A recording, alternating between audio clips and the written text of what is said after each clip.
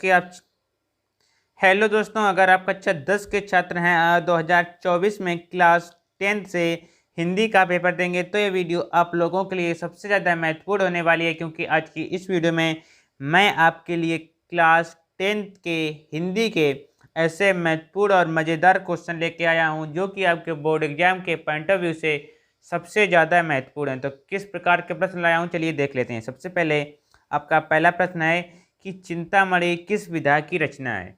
इसके ऑप्शंस हमारे आते हैं निबंध, नाटक, कहानी, कविता। तो यह किस विधा की रचना है, इसका राइट आंसर बताना है। किस विधा की है, तो यह निबंध विधा की रचना है। और चिंतामणि किसकी रचना है, ये आपको हमें कमेंट बॉक्स में बताना है, ठीक है। उसके बाद हमारा नेक्स्ट नंबर क्वेश्चन आ जाता है सेकंड, कि सूरज का सातवां घोड़ा किसकी रचना है। तो सूरज का सातवां घोड़ा किसकी रचना है, धर्मवीर भारती जी की यह रचना है। और धर्मवीर की भारती जी की रचना है। उसके बाद हमारा आता है कि यह किस विधा की रचना है, तो यह उपन्यास विधा की रचना है। मैंने आपके लिए एक ही क्वेश्चन में दो क्वेश्चन के आंसर बना ही दिए हैं, ठीक है। उसके बाद हमारा तीसरा नंबर क्वेश्चन आ जाता है, हिमाचल की पुकार किस विधा की रचना है। तो हिमाचल की पुकार किस विधा की रचना है, नाटक विधा की रचना है। और इसके रचनाकार कौन है, जयप्रकाश भारती इसके रचनाकार हैं, किसके, हिमाचल की पुकार के। उसके बाद हमारा चौथा नंबर क्वेश्चन आ जाता है, द्विवेदी युग की दो विशेषताएं क्या है। द्विवेदी युग की हमें विशेषताएं बतानी है। पहला हमारी आता है देश प्रेम की भावना, और सेकंड है हमारी रहस्य भावना। तो ये दो हैं, ये द्विवेदी युग की दो विशेषताएं हैं। उसके बाद हमारा पांचवा नंबर क्वेश्चन आ जाता है, द्विवेदी युग की किन्हीं दो कवियों के नाम लिखिए। कवियों के नाम लिखना है। पहला हमारा आता है पंडित नाथुराम शर्मा, और दूसरा है मैथिली शरण गुप्त, जिनकी एक रचना है क्या, साकेत, किनकी रचना है, मैथिली शरण गुप्त की थी। उसके बाद आपको हमें पंडित नाथुराम वर्मा की एक हमें रचना कमेंट बॉक्स में बतानी है। उसके बाद हमारा छठवां नंबर क्वेश्चन आ जाता है, रीतिबद्ध शाखा के दो कवियों के नाम।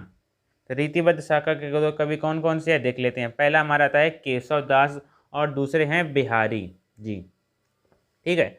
और इनकी केशवदास की रचना क्या है, रामचंद्र का। और बिहारी जी की क्या है, बिहारी सतसई। उसके बाद हमारा सातवां नंबर क्वेश्चन आ जाता है, इंद्रजाल किसकी रचना है। तो इंद्रजाल किसकी रचना है, जयशंकर प्रसाद जी की यह रचना है।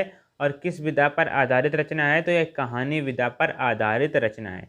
इसके बाद हमारा आठवां नंबर क्वेश्चन आ जाता है कि आवारा मसीहा किस विधा पर आधारित रचना है। तो किस विधा पर आधारित रचना है, तो यह जीवनी विधा पर आधारित रचना है। और किसकी रचना है, तो यह विष्णु प्रभाकर जी की रचना है। उसके बाद हमारा नेक्स्ट नंबर क्वेश्चन आ जाता है, मेरी असफलताएं किस विधा की रचना है। ये तो क्वेश्चन आपने बहुत ही बार पढ़ा होगा। किस विधा की रचना है, आत्मकथा विधा की रचना है। और किस विधा पर आधारित किसकी यह रचना है, तो बाबू गुलाब राय जी की यह रचना है। तो सभी क्वेश्चन मैं आपको जल्दी जल्दी बता रहा हूँ, जिससे कि आपके कम समय में ज़्यादा से ज़्यादा क्वेश्चन तैयार हो सकें, और इसी में से आपके बोर्ड एग्जाम में क्वेश्चन पूछे जाएंगे, ठीक है।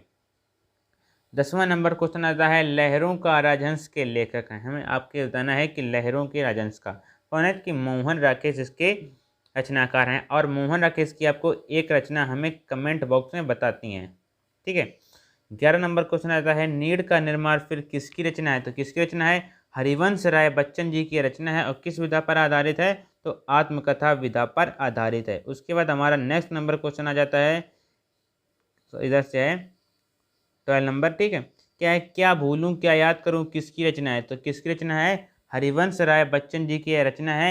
और किस विधा पर आधारित रचना है, तो आत्मकथा विधा पर आधारित यह रचना है। 13 नंबर क्वेश्चन आ जाता है, मैला आंचल किसकी रचना है। तो मैला आंचल फणीश्वरनाथ रेणु जी की रचना है। और किस विधा पर आधारित रचना है, तो यह उपन्यास विधा पर आधारित रचना है। उसके बाद हमारा 14 नंबर क्वेश्चन आ जाता है, अतीत के चलचित्र किस विधा की रचना है।